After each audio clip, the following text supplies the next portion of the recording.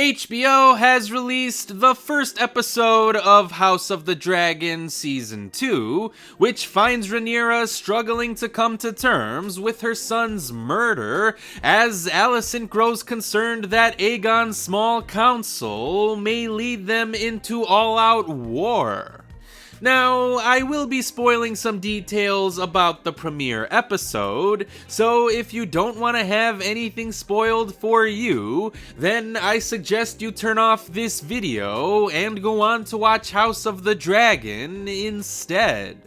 But this episode picks up just a few days after the events of the Season 1 finale, as Aemon's mistake of killing Luke has everyone in the country bracing for war. Rhaenyra is mourning the shocking loss of her son, desperately looking for closure. Daemon is chomping at the bit to have some revenge against the Hightowers, probably mirroring the audience's own anticipation for some action. Alicent is desperately trying to keep her sons in line, but to no success. Otto is constantly in Aegon's ear, since Aegon has no idea how to properly rule a kingdom on his own.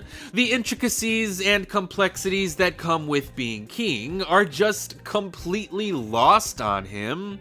So, despite being rather arrogant and impulsive, Aemond seems to be the better wartime tactician, which is exactly why he begins conspiring with Criston Cole to launch his own plan of attack against Team Black.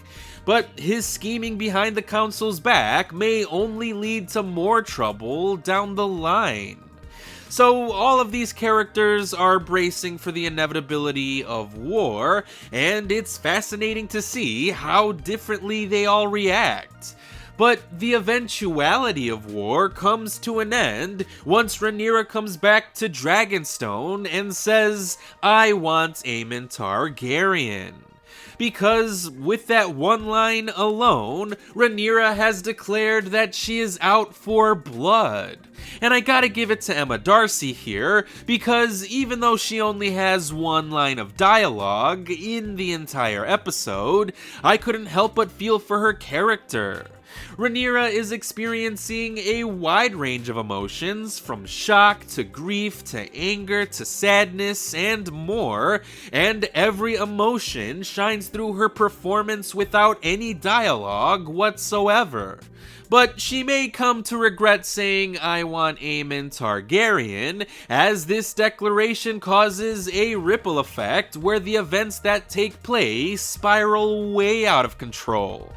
Because by announcing that she wants Aemon Targaryen dead, Daemon feels unleashed in his quest for revenge. So he hires two men to kill Prince Aemond on his behalf, but they actually end up killing Aegon's young heir, Prince Jaehaerys, instead.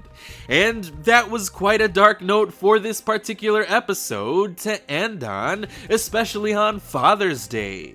But this is Game of Thrones after all, and with a title like A Son for a Son, this episode basically told us that someone's son was going to get murdered. But Daemon's actions will probably open up a bigger can of worms, since he just inadvertently killed the son of the king. So, if Westeros was bracing for the possibility of war before, I'm sure Aegon is about to plunge the country headfirst into war now, and I'm definitely looking forward to seeing how all of that drama will play out. How is Aegon going to react to his child's death?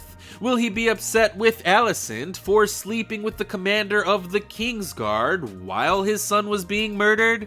Will he replace Otto with a new hand? Who would Aegon even trust to be the hand of the king? And how upset will Rhaenyra be at Daemon for acting so stupidly? I don't know, but I really want to find out what happens next. Meaning that the first episode of House of the Dragon Season 2 was a perfect reintroduction into this universe. It felt good to be back in the Game of Thrones world after a 2-year-long hiatus. It also felt good to see Winterfell again, along with a noble and honorable Stark. And it felt good to hear the theme song again, even if it was played over a new opening credit sequence. But I think the new intro is fun, because now we get to see the Targaryen family history being weaved into a fine tapestry. And it'll be interesting to see if this tapestry changes over the course of the season. So if you're hungry for something spectacular to watch, especially following the disappointment of The Acolyte, this is a show that is definitely worth watching. Even without Miguel Sapochnik's involvement as a showrunner on this season, House of the Dragon seems to be as strong as it ever was. The writing is great, the acting is great, the directing is great, the visual effects are great, everything is great. As someone who is thirsty for some epic television, especially following the conclusion of X-Men 97, I absolutely loved this season premiere. Granted, I have yet to finish Fallout or even start Season 4 of The Boys, but I just could not wait to watch more House of the Dragon. The premiere acts as a cautionary tale against war and the thirst for revenge, and it was just absolutely brilliant. Hopefully the next episode will prove to be just as good, but I guess we'll find out how episode 2 will actually turn out to be once season 2 of House of the Dragon returns on Sunday evening.